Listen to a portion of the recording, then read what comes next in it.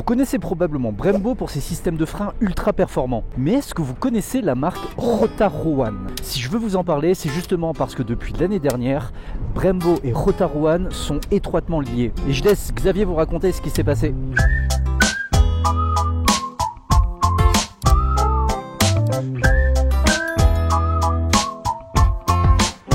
Le géant italien Brembo souhaite renforcer son activité et veut mettre la main sur les durites produites par Rotaruan. Quoi de plus normal pour cette société leader dans les systèmes de freinage que de racheter l'entreprise leader dans la fabrication des durites, la dénommée Rotaruan, pour la modique somme de 70 millions d'euros.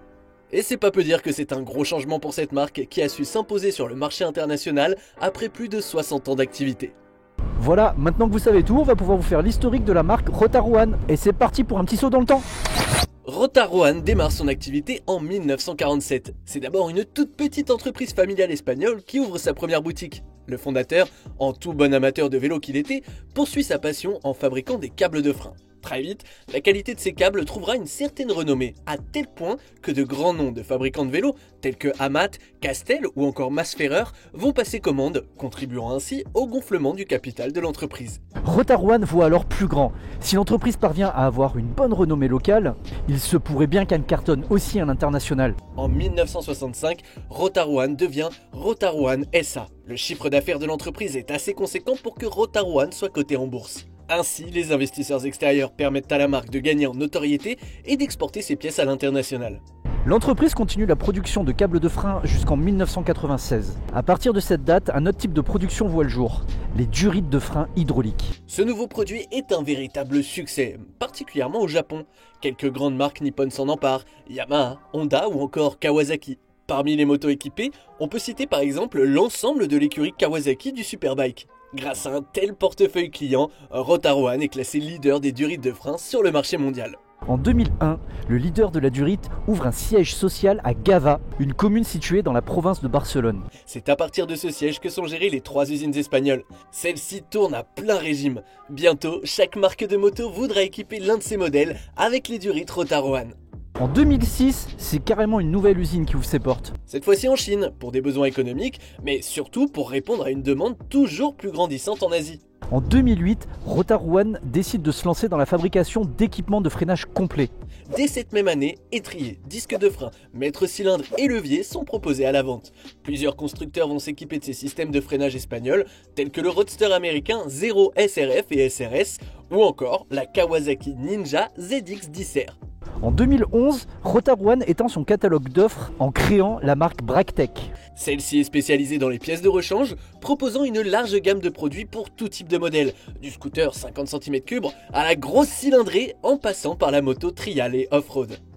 Les produits sont diversifiés et pour vendre tout ça, rien de mieux que d'ouvrir quelques grandes centrales d'achat dans le monde, comme en 2012 à Pune en Inde ou à Milwaukee.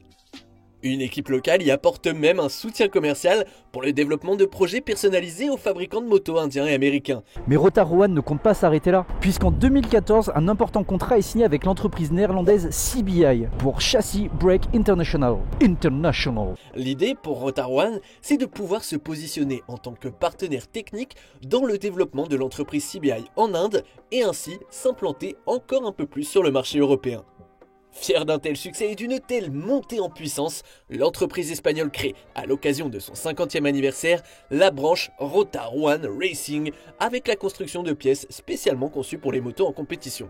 Dès 2015, la marque devient le fournisseur officiel des plus grandes équipes des compétitions mondiales Superbike et MotoGP, avec une technologie de freinage taillée pour la performance. Et là, Rotaruan enchaîne les victoires dans le sport automobile. En 2017, le pilote Mark Burnett remporte la victoire au championnat du monde Score à bord d'un Monster Maverick équipé du système de freinage espagnol. En 2019, l'équipe South Racing équipe ses véhicules Can-Am Maverick du kit de freinage Rotaruan Racing pour la célèbre course Dakar. L'équipe composée de 7 pilotes remporte également la victoire. Finalement, avec un palmarès aussi impressionnant, c'est pas étonnant que la marque espagnole se soit retrouvée au centre des attentions du géant italien Brembo. En 2021, Rotaruan est donc racheté, la boucle est bouclée. Avec une telle fusion, on peut s'attendre à de nouveaux succès.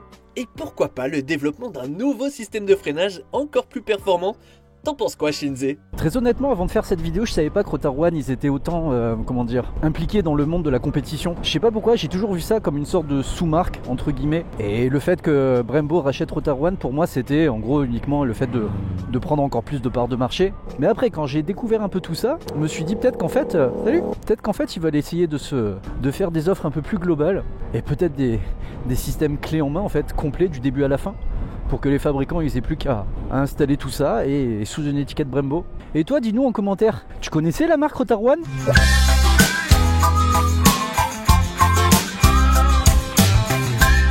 Et là t'as du vent, plein de vent.